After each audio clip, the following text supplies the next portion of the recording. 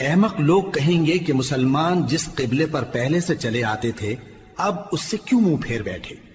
تم کہہ دو کہ مشرق اور مغرب سب اللہ ہی کا ہے، وہ جس کو چاہتا ہے سیدھے رستے پر چلاتا ہے، اور اسی طرح ہم نے تم کو امت معتدل بنایا ہے تاکہ تم لوگوں پر گواہ بنو اور پیغمبر آخر الزمان صلی اللہ علیہ وآلہ وسلم تم پر گواہ بنے۔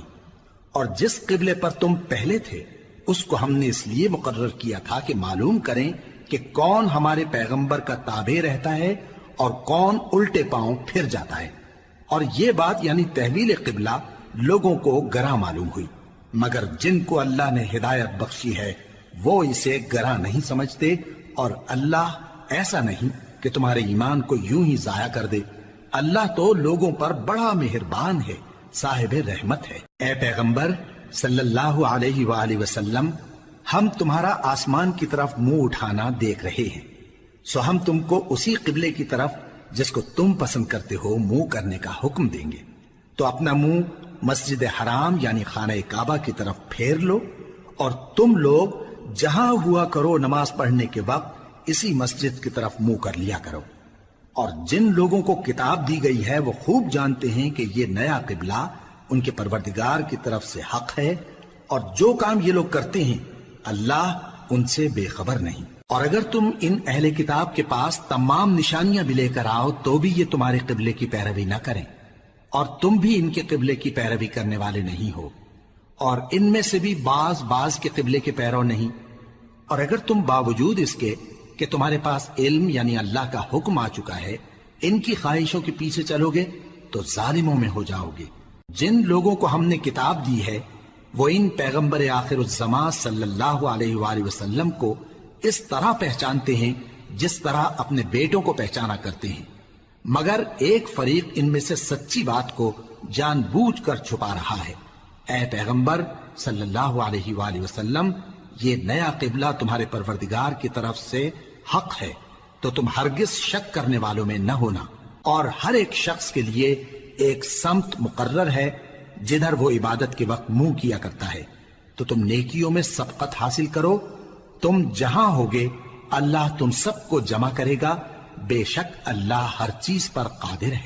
اور تم جہاں سے نکلو نماز میں اپنا منہ مسجد حرام کی طرف کر لیا کرو، بے شبہ یہ تمہارے پروردگار کی طرف سے حق ہے، اور تم لوگ جو کچھ کرتے ہو اللہ اس سے بے خبر نہیں۔ اور تم جہاں سے نکلو مسجد حرام کی طرف منہ کر کے نماز پڑھا کرو، اور مسلمانوں تم جہاں ہوا کرو اسی مسجد کی طرف رخ کیا کرو۔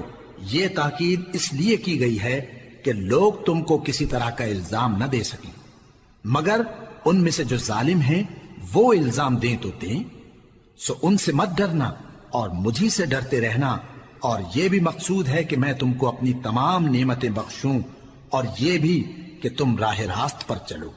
جس طرح من جملہ اور نعمتوں کے ہم نے تمہیں میں سے ایک رسول بھیجے ہیں جو تم کو ہماری آیتیں پڑھ پڑھ کر سناتے اور تمہیں پاک بناتے، اور کتاب یعنی قرآن اور دانائی سکھاتے ہیں، اور ایسی باتیں بتاتے ہیں جو تم پہلے نہیں جانتے تھے۔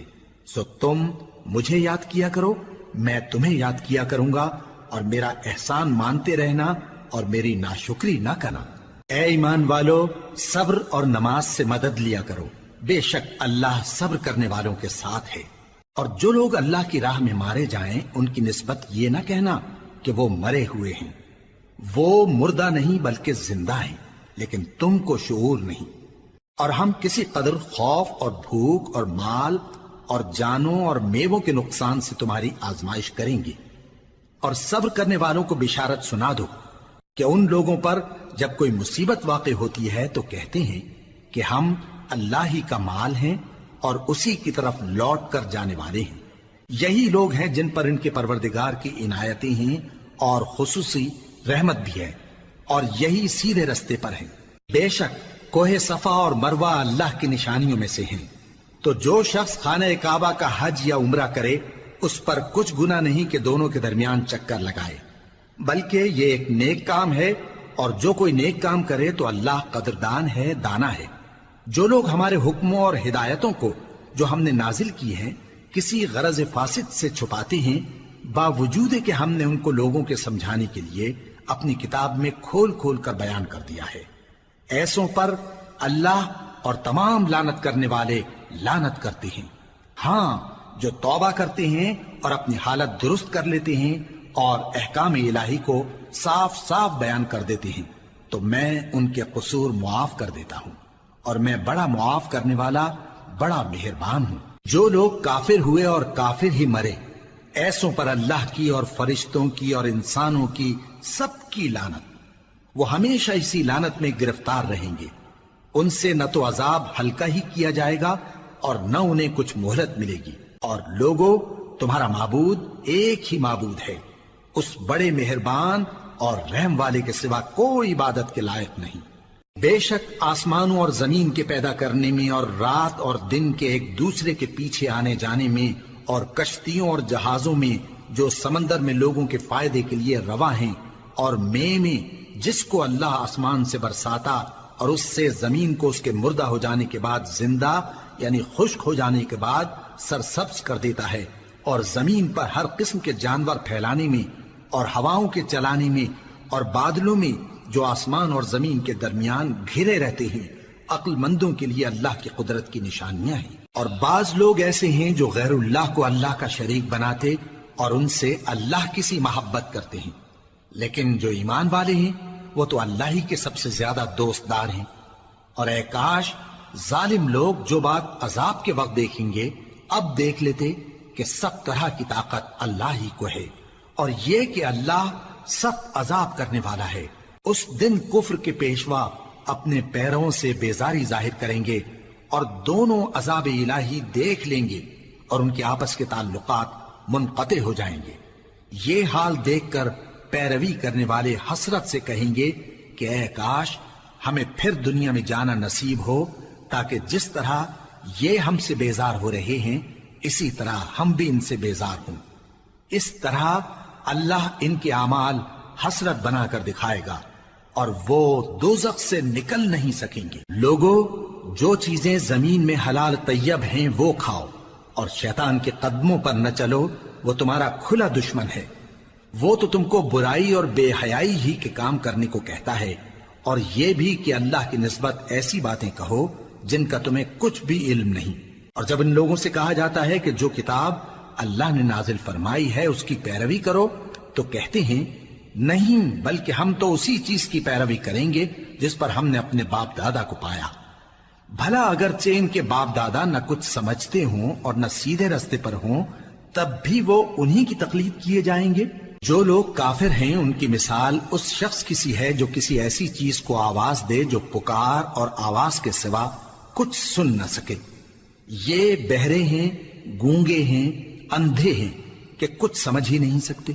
اے اہل ایمان، جو پاکیزہ چیزیں ہم نے تم کو عطا فرمائی ہیں ان کو کھاؤ، اور اگر اللہ ہی کے بندے ہو تو اس کی نعمتوں کا شکر بھی ادا کرو۔ اس نے تو تم پر بس مرا ہوا جانور اور لہو اور سور کا گوشت اور جس چیز پر اللہ کے سوا کسی اور کا نام پکارا جائے حرام کر دیا ہے۔ ہاں، جو مجبور ہو جائے بشرطے کہ اللہ کی نافرمانی نہ کرے اور حد ضرورت سے باہر نہ نکل جائے، اس پر کچھ گناہ نہیں۔ بے شک اللہ بخشنے والا ہے، رحم کرنے والا ہے۔ جو لوگ اللہ کی کتاب سے ان آیتوں اور ہدایتوں کو جو اس نے نازل فرمائی ہیں چھپاتے اور ان کے بدلے تھوڑی سی قیمت یعنی دنیاوی منفعت حاصل کرتے ہیں، وہ اپنے پیٹوں میں محض آگ بھرتے ہیں۔ ایسے لوگوں سے اللہ قیامت کے دن نہ کلام کرے گا اور نہ ان کو گناہوں سے پاک کرے گا، اور ان کے لیے دکھ دینے والا عذاب ہے۔ یہ وہ لوگ ہیں جنہوں نے ہدایت چھوڑ کر گمراہی اور بخشش چھوڑ کر عذاب خرید لیا۔ یہ آتش جہنم کی کیسی برداشت کرنے والے ہیں۔ یہ اس لیے کہ اللہ نے کتاب سچائی کے ساتھ نازل فرمائی، اور جن لوگوں نے اس کتاب میں اختلاف کیا وہ ضد میں آ کر نیکی سے دور ہو گئے ہیں۔ نیکی یہی نہیں کہ تم مشرق و مغرب کو قبلہ سمجھ کر ان کی طرف منہ کر لو، بلکہ نیکی یہ ہے کہ لوگ اللہ پر اور روز آخر پر اور فرشتوں پر اور اللہ کی کتاب پر اور پیغمبروں پر ایمان لائیں، اور مال باوجود عزیز رکھنے کے رشتہ داروں اور یتیموں اور محتاجوں اور مسافروں اور مانگنے والوں کو دیں، اور گردنوں کے چھڑانے میں خرچ کریں، اور نماز پڑھیں اور زکات دیں، اور جب عہد کر لیں تو اس کو پورا کریں، اور سختی اور تکلیف میں اور جنگ کے وقت ثابت قدم رہیں۔ یہی لوگ ہیں جو ایمان میں سچے ہیں، اور یہی ہیں جو اللہ سے ڈرنے والے ہیں۔ مومنوں، تم کو مقتولوں کے بارے میں قصاص یعنی خون کے بدلے خون کا حکم دیا جاتا ہے، اس طرح پر کہ آزاد کے بدلے آزاد مارا جائے، اور غلام کے بدلے غلام، اور عورت کے بدلے عورت۔ اور اگر قاتل کو اس کے مقتول بھائی کے قصاص میں سے کچھ معاف کر دیا جائے تو وارث مقتول کو پسندیدہ طریق سے قرارداد کی پیروی یعنی مطالبہ خون بہا کرنا اور قاتل کو خوشخوئی کے ساتھ ادا کرنا چاہیے۔ یہ تمہارے پروردگار کی طرف سے تمہارے لیے آسانی اور مہربانی ہے۔ اب جو اس کے بعد زیادتی کرے اس کے لیے دکھ کا عذاب ہے۔ اور اے اہل عقل، حکم قصاص میں تمہاری زندگانی ہے کہ تم قتل و خونریزی سے بچو۔ تم پر فرض کیا جاتا ہے کہ جب تم میں سے کسی کو موت کا وقت آ جائے تو اگر وہ کچھ مال چھوڑ جانے والا ہو تو ماں باپ اور رشتہ داروں کے لیے دستور کے مطابق وصیت کر جائے۔ اللہ سے ڈرنے والوں پر یہ ایک حق ہے۔ پھر جو شخص وصیت کو سننے کے بعد اس کو بدل ڈالے تو اس کے بدلنے کا گناہ انہی لوگوں پر ہے جو اس کو بدلیں، اور بے شک اللہ سنتا جانتا ہے۔ اب اگر کسی کو وصیت کرنے والے کی طرف سے کسی وارث کی طرفداری یا حق تلفی کا اندیشہ ہو تو اگر وہ وصیت کو بدل کر وارثوں میں صلح کرا دے تو اس پر کچھ گناہ نہیں، بے شک اللہ بخشنے والا ہے، رحم والا ہے۔ مومنوں، تم پر روزے فرض کیے گئے ہیں جس طرح تم سے پہلے لوگوں پر فرض کیے گئے تھے تاکہ تم پرہیزگار بنو۔ روزوں کے دن گنتی کے چند روز ہیں، تو جو شخص تم میں سے بیمار ہو یا سفر میں ہو تو دوسرے دنوں میں روزوں کا شمار پورا کر لے۔ اور جو لوگ روزہ رکھنے کی طاقت رکھیں لیکن رکھیں نہیں، وہ روزے کے بدلے محتاج کو کھانا کھلا دیں۔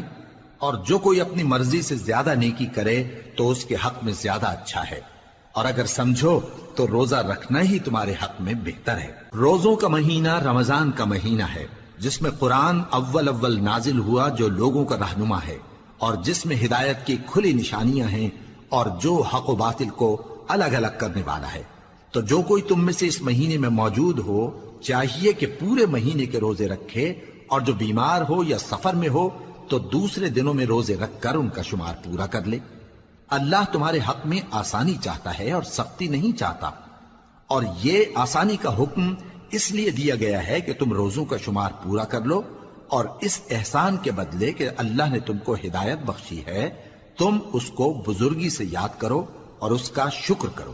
اور اے پیغمبر، جب تم سے میرے بندے میرے بارے میں دریافت کریں تو انہیں معلوم ہو کہ میں تو تمہارے پاس ہی ہوں۔ جب کوئی پکارنے والا مجھے پکارتا ہے تو میں اس کی دعا قبول کرتا ہوں۔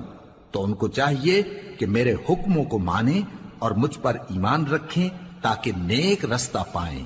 روزوں کی راتوں میں تمہارے لیے اپنی عورتوں کے پاس جانا جائز کر دیا گیا ہے، وہ تمہاری پوشاک ہیں اور تم ان کی پوشاک ہو۔ اللہ کو معلوم ہے کہ تم ان کے پاس جانے سے اپنے حق میں خیانت کرتے تھے، سو اس نے تم پر مہربانی کی اور تمہاری حرکات سے درگزر فرمائی، تو اب تم کو اختیار ہے کہ ان سے مباشرت کرو۔ اور اللہ نے جو چیز تمہارے لیے لکھ رکھی ہے یعنی اولاد، اس کو اللہ سے طلب کرو اور کھاؤ اور پیو، یہاں تک کہ صبح کی سفید دھاری رات کی سیاہ دھاری سے الگ نظر آنے لگے۔ پھر روزہ رکھ کر رات تک پورا کرو، اور جب تم مسجدوں میں اعتکاف بیٹھتے ہو تو ان سے مباشرت نہ کرو، یہ اللہ کی حدیں ہیں، ان کے پاس نہ جانا۔ اسی طرح اللہ اپنی آیتیں لوگوں کے سمجھانے کے لیے کھول کھول کر بیان فرماتا ہے تاکہ وہ پرہیزگار بنے۔ اور آپس میں ایک دوسرے کا مال ناحق نہ کھاؤ، اور نہ اس کو رشوتاً حاکموں کے پاس پہنچاؤ تاکہ لوگوں کے مال کا کچھ حصہ ناجائز طور پر کھا جاؤ، اور اسے تم جانتے بھی ہو۔ اے پیغمبر، لوگ تم سے نئے چاند کے بارے میں دریافت کرتے ہیں کہ گھٹتا بڑھتا کیوں ہے۔ کہہ دو کہ وہ لوگوں کے کاموں کی میعادیں اور حج کے وقت معلوم ہونے کا ذریعہ ہے، اور نیکی اس بات میں نہیں کہ احرام کی حالت میں گھروں میں ان کے پچھواڑے کی طرف سے آؤ، بلکہ نیکوکار وہ ہے جو پرہیزگار ہو، اور گھروں میں ان کے دروازوں سے آیا کرو، اور اللہ سے ڈرتے رہو تاکہ کامیاب ہو جاؤ۔ اور جو لوگ تم سے لڑتے ہیں تم بھی اللہ کی راہ میں ان سے لڑو، مگر زیادتی نہ کرنا، کہ اللہ زیادتی کرنے والوں کو دوست نہیں رکھتا، اور ان کو جہاں پاؤ قتل کر دو، اور جہاں سے انہوں نے تم کو نکالا ہے یعنی مکے سے، وہاں سے تم بھی ان کو نکال دو۔ اور دین سے گمراہ کرنے کا فساد قتل و خونریزی سے کہیں بڑھ کر ہے، اور جب تک وہ تم سے مسجد حرام یعنی خانہ کعبہ کے پاس نہ لڑیں، تم بھی وہاں ان سے نہ لڑنا۔ ہاں اگر وہ تم سے لڑیں تو تم ان کو قتل کر ڈالو، کافروں کی یہی سزا ہے۔ پھر اگر وہ باز آ جائیں تو اللہ بخشنے والا ہے، رحم کرنے والا ہے۔ اور ان سے اس وقت تک لڑتے رہنا کہ فساد نابود ہو جائے اور ملک میں اللہ ہی کا دین غالب ہو جائے۔ پھر اگر وہ فساد سے باز آ جائیں تو ظالموں کے سوا کسی پر زیادتی نہیں کرنی چاہیے۔ ادب کا مہینہ ادب کے مہینے کے مقابل ہے، اور ادب کی چیزیں ایک دوسرے کا بدلہ ہیں۔ پس اگر کوئی تم پر زیادتی کرے تو جیسی زیادتی وہ تم پر کرے ویسی ہی تم اس پر کرو، اور اللہ سے ڈرتے رہو اور جان رکھو کہ اللہ ڈرنے والوں کے ساتھ ہے۔ اور اللہ کی راہ میں مال خرچ کرو اور اپنے آپ کو ہلاکت میں نہ ڈالو، اور نیکی کرو، بے شک اللہ نیکی کرنے والوں کو دوست رکھتا ہے۔ اور اللہ کی خوشنودی کے لیے حج اور عمرے کو پورا کرو، اور اگر راستے میں روک لیے جاؤ تو جیسی قربانی میسر ہو کر دو، اور جب تک قربانی اپنے مقام پر نہ پہنچ جائے سر نہ منڈاؤ۔ اور اگر کوئی تم میں بیمار ہو یا اس کے سر میں کسی طرح کی تکلیف ہو تو اگر وہ سر منڈا لے تو اس کے بدلے روزے رکھے یا صدقہ دے یا قربانی کرے۔ پھر جب تکلیف دور ہو کر تم مطمئن ہو جاؤ تو جو تم میں حج کے وقت تک عمرے سے فائدہ اٹھانا چاہے وہ جیسی قربانی میسر ہو کرے، اور جس کو قربانی نہ ملے وہ 3 روزے ایام حج میں رکھے اور 7 جب واپس ہو، یہ پورے 10 ہوئے۔ یہ حکم اس شخص کے لیے ہے جس کے اہل و عیال مکے میں نہ رہتے ہوں۔ اور اللہ سے ڈرتے رہو اور جان رکھو کہ اللہ سخت عذاب دینے والا ہے۔ حج کے مہینے معین ہیں جو معلوم ہیں، تو جو شخص ان مہینوں میں حج کی نیت کر لے تو حج کے دنوں میں نہ عورتوں سے اختلاط کرے، نہ کوئی برا کام کرے اور نہ کسی سے جھگڑے۔ اور جو نیک کام تم کرو گے وہ اللہ کو معلوم ہو جائے گا۔ اور زاد راہ یعنی رستے کا خرچ ساتھ لے جاؤ، کیونکہ بہترین زاد راہ پرہیزگاری ہے۔ اور اے اہل عقل، مجھی سے ڈرتے رہو، اس کا تمہیں کچھ گناہ نہیں کہ حج کے دنوں میں بذریعہ تجارت اپنے پروردگار سے روزی طلب کرو۔ اور جب عرفات سے واپس ہونے لگو تو مشعر حرام یعنی مزدلفہ میں اللہ کا ذکر کرو، اور اس طرح ذکر کرو جس طرح اس نے تم کو سکھایا، اور اس سے پیشتر تم لوگ ان طریقوں سے محض ناواقف تھے۔ پھر جہاں سے اور لوگ واپس ہوں وہیں سے تم بھی واپس ہو، اور اللہ سے بخشش مانگو، بے شک اللہ بخشنے والا ہے، رحمت کرنے والا ہے۔ پھر جب حج کے تمام ارکان پورے کر چکو تو مینا میں اللہ کو یاد کرو جس طرح اپنے باپ دادا کو یاد کیا کرتے تھے، بلکہ اس سے بھی زیادہ۔ اور بعض لوگ ایسے ہیں جو اللہ سے التجا کرتے ہیں کہ اے پروردگار، ہم کو جو دینا ہے دنیا ہی میں دے دے، اور ایسے لوگوں کا آخرت میں کچھ حصہ نہیں۔ اور بعض ایسے ہیں کہ دعا کرتے ہیں کہ پروردگار ہم کو دنیا میں بھی نعمت عطا فرما اور آخرت میں بھی نعمت بخشیو اور دوزخ کے عذاب سے محفوظ رکھیو۔ یہی لوگ ہیں جن کے لیے ان کے کاموں کا حصہ یعنی اجر نیک تیار ہے، اور اللہ جلد حساب لینے والا ہے۔ اور قیام منا کے دنوں میں جو گنتی کے دن ہیں اللہ کو یاد کرو۔ اگر کوئی جلدی کرے اور 2 ہی دن میں چل دے تو اس پر بھی کچھ گناہ نہیں، اور جو بات تک ٹھہرا رہے اس پر بھی کچھ گناہ نہیں۔ یہ باتیں اس شخص کے لیے ہیں جو اللہ سے ڈرے، اور تم لوگ اللہ سے ڈرتے رہو اور جان رکھو کہ تم سب اس کے پاس جمع کیے جاؤ گے۔ اور کوئی شخص تو ایسا ہے جس کی گفتگو دنیا کی زندگی میں تم کو دلکش معلوم ہوتی ہے، اور وہ اپنے معافی ضمیر پر یعنی اس بات پر جو اس کے دل میں ہے اللہ کو گواہ بناتا ہے، حالانکہ وہ سخت جھگڑالو ہے۔ اور جب پیٹ پھیر کر چلا جاتا ہے تو زمین میں دوڑتا پھرتا ہے تاکہ اس میں فتنہ انگیزی کرے اور کھیتی کو برباد اور انسانوں اور حیوانوں کی نسل کو نابود کر دے، اور اللہ فتنہ انگیزی کو پسند نہیں کرتا۔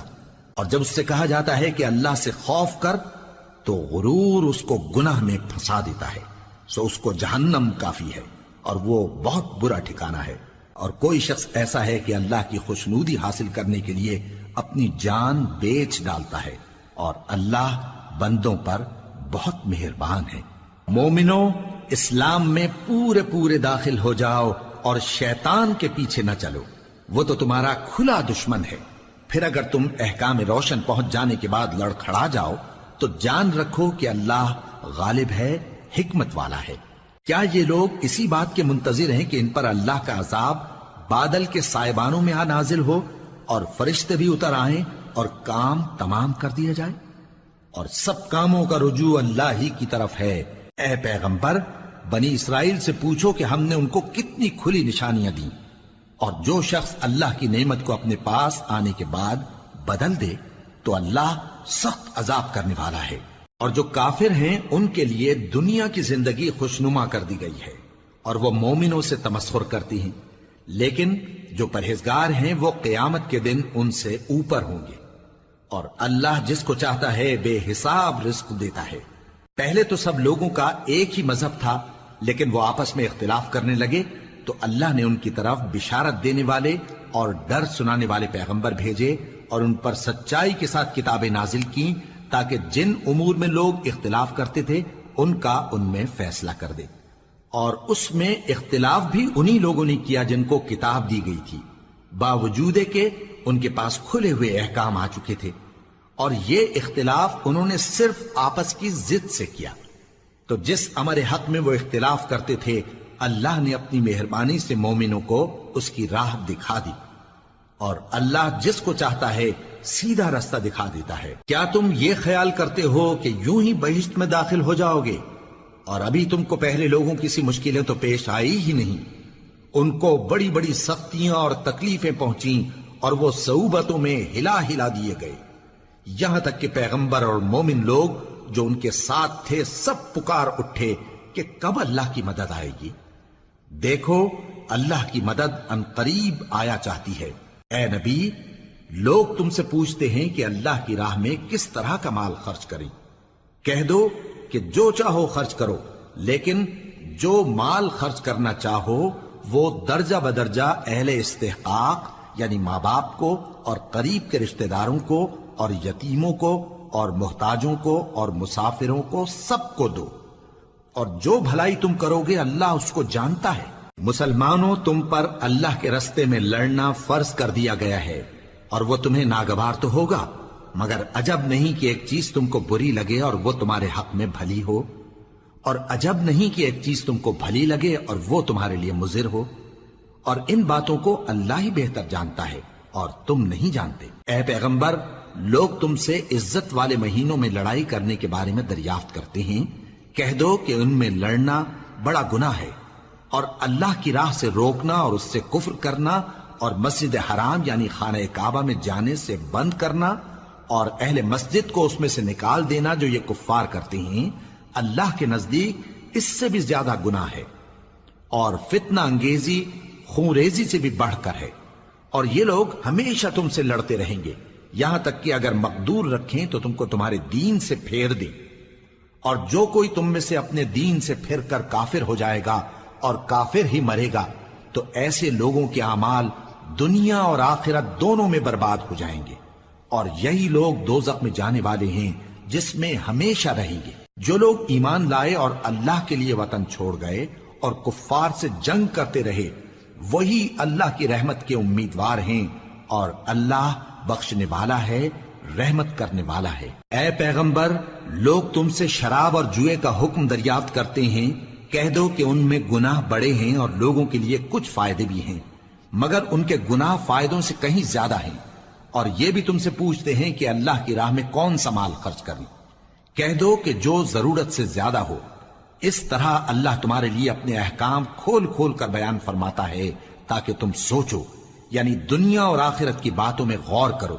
اور تم سے یتیموں کے بارے میں بھی دریافت کرتے ہیں، کہہ دو کہ ان کی حالت کی اصلاح بہت اچھا کام ہے، اور اگر تم ان سے مل جل کر رہنا یعنی خرچ اکٹھا رکھنا چاہو تو وہ تمہارے بھائی ہیں، اور اللہ خوب جانتا ہے کہ خرابی کرنے والا کون ہے اور اصلاح کرنے والا کون۔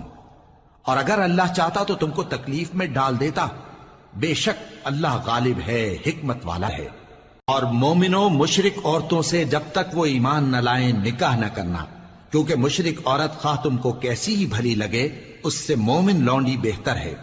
اور اسی طرح مشرک مرد جب تک ایمان نہ لائیں مومن عورتوں کو ان کی زوجیت میں نہ دینا، کیونکہ مشرک مرد سے خواہ وہ تم کو کیسا ہی بھلا لگے مومن غلام بہتر ہے۔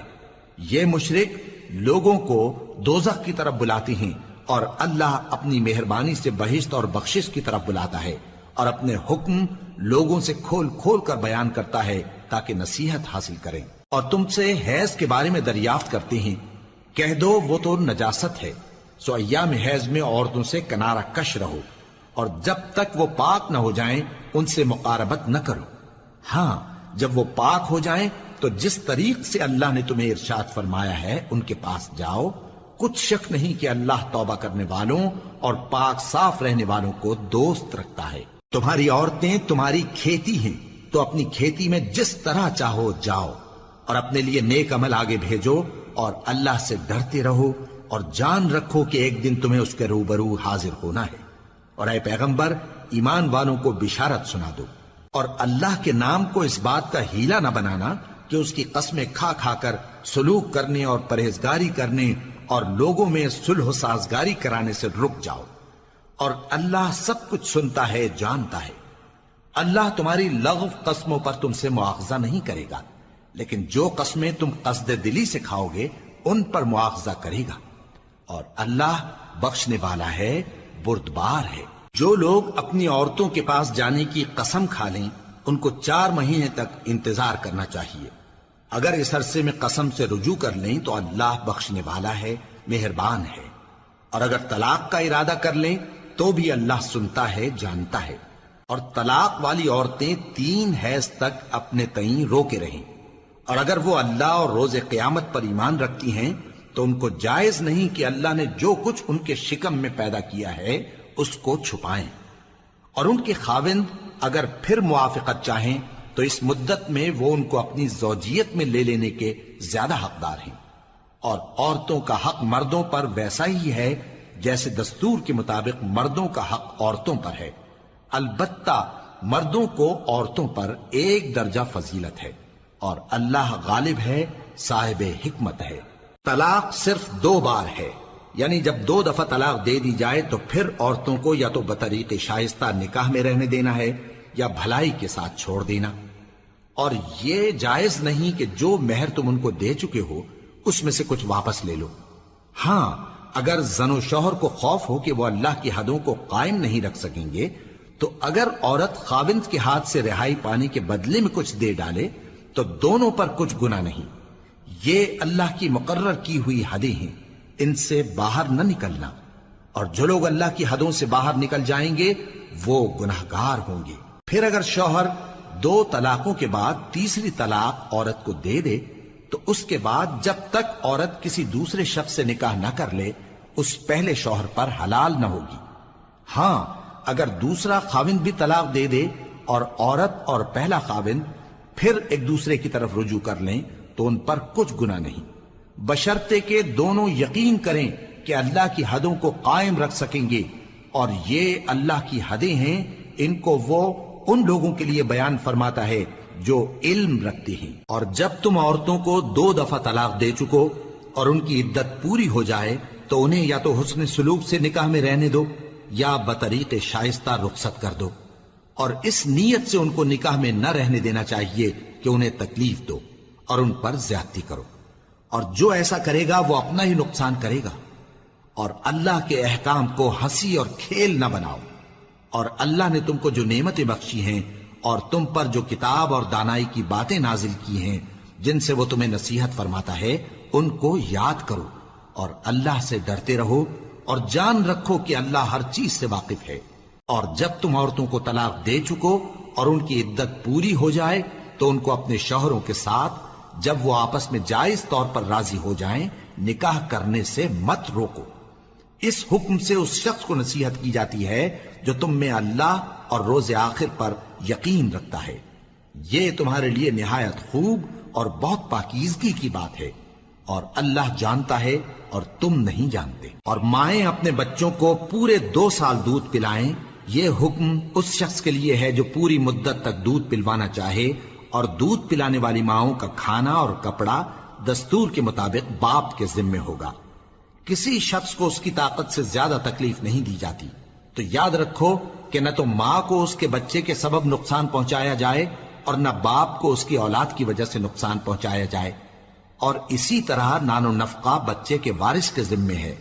اور اگر دونوں یعنی ماں باپ آپس کی رضامندی اور صلاح سے بچے کا دودھ چھڑانا چاہیں تو ان پر کچھ گناہ نہیں، اور اگر تم اپنی اولاد کو دودھ پلوانا چاہو تو تم پر کچھ گناہ نہیں، بشرطے کہ تم دودھ پلانے والیوں کو دستور کے مطابق ان کا حق جو تم نے دینا کیا تھا دے دو، اور اللہ سے ڈرتے رہو اور جان رکھو کہ جو کچھ تم کرتے ہو اللہ اس کو دیکھ رہا ہے۔ اور جو لوگ تم میں سے مر جائیں اور عورتیں چھوڑ جائیں تو وہ عورتیں 4 مہینے اور 10 دن اپنے آپ کو روکے رہیں، اور جب یہ عدت پوری کر چکیں اور اپنے حق میں پسندیدہ کام یعنی نکاح کر لیں تو تم پر کچھ گناہ نہیں، اور اللہ تمہارے سب کاموں سے واقف ہے۔ اگر تم اشارے کنائے میں عورتوں کو نکاح کا پیغام بھیجو یا نکاح کی خواہش کو اپنے دلوں میں مخفی رکھو تو تم پر کچھ گناہ نہیں۔ اللہ کو معلوم ہے کہ تم ان سے نکاح کا ذکر کرو گے، مگر ایام عدت میں اس کے سوا کے دستور کے مطابق کوئی بات کہہ دو، پوشیدہ طور پر ان سے قول و قرار نہ کرنا، اور جب تک عدت پوری نہ ہو لے نکاح کا پختہ ارادہ نہ کرنا، اور جان رکھو کہ جو کچھ تمہارے دلوں میں ہے اللہ کو سب معلوم ہے، تو اس سے ڈرتے رہو اور جان رکھو کہ اللہ بخشنے والا ہے، حلم والا ہے۔ اور اگر تم عورتوں کو ان کے پاس جانے یا ان کا مہر مقرر کرنے سے پہلے طلاق دے دو تو تم پر کچھ گناہ نہیں، ہاں ان کو دستور کے مطابق کچھ خرچ ضرور دو، یعنی مقدور والا اپنے مقدور کے مطابق دے اور تنگ دست اپنی حیثیت کے مطابق۔ نیک لوگوں پر یہ ایک طرح کا حق ہے۔ اور اگر تم عورتوں کو ان کے پاس جانے سے پہلے طلاق دے دو لیکن مہر مقرر کر چکے ہو تو آدھا مہر دینا ہوگا۔ ہاں اگر عورتیں مہر بخش دیں یا مرد جن کے ہاتھ میں عقد نکاح ہے اپنا حق چھوڑ دیں اور پورا مہر دے دیں تو ان کو اختیار ہے۔ اور اگر تم مرد لوگ ہی اپنا حق چھوڑ دو تو یہ پرہیزگاری کی بات ہے، اور آپس میں بھلائی کرنے کو فراموش نہ کرنا۔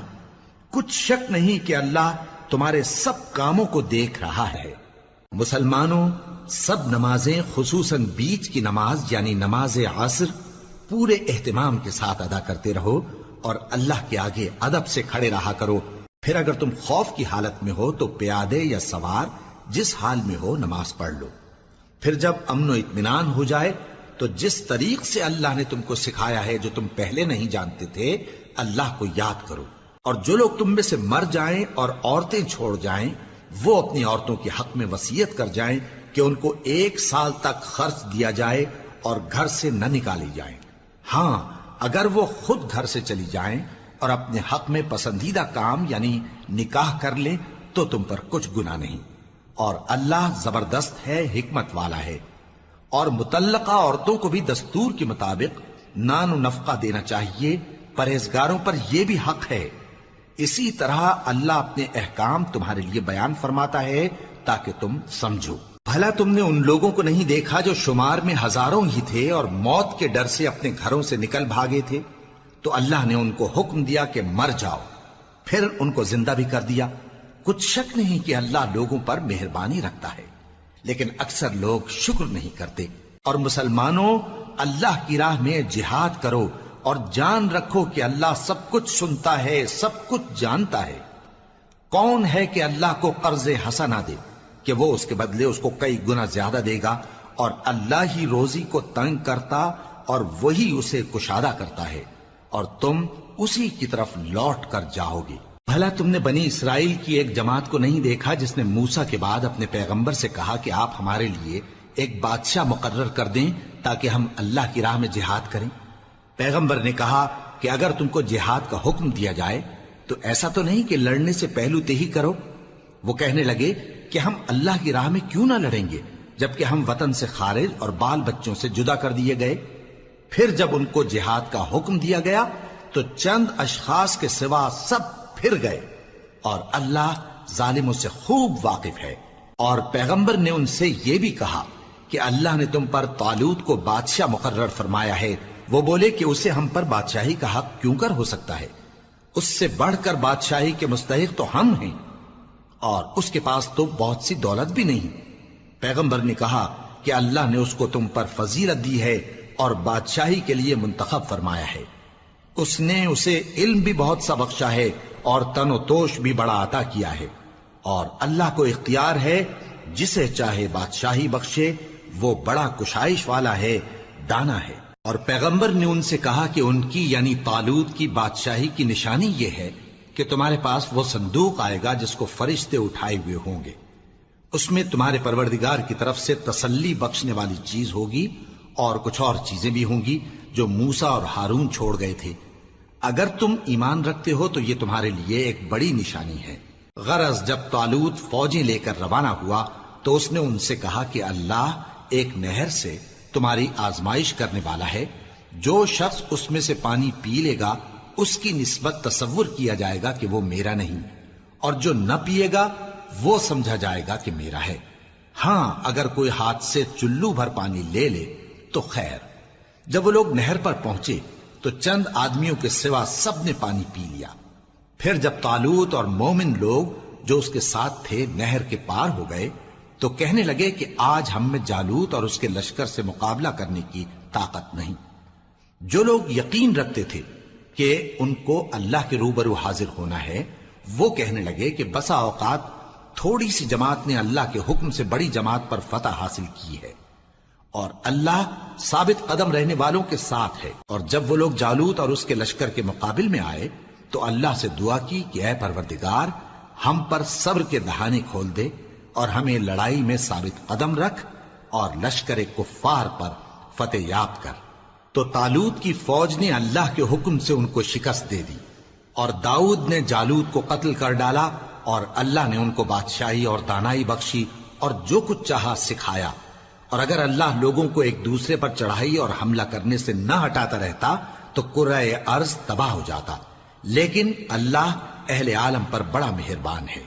یہ اللہ کی آیتیں ہیں جو ہم تم کو سچائی کے ساتھ پڑھ کر سناتے ہیں، اور اے محمد صلی اللہ علیہ وآلہ وسلم تم بلا شبہ پیغمبروں میں سے ہو۔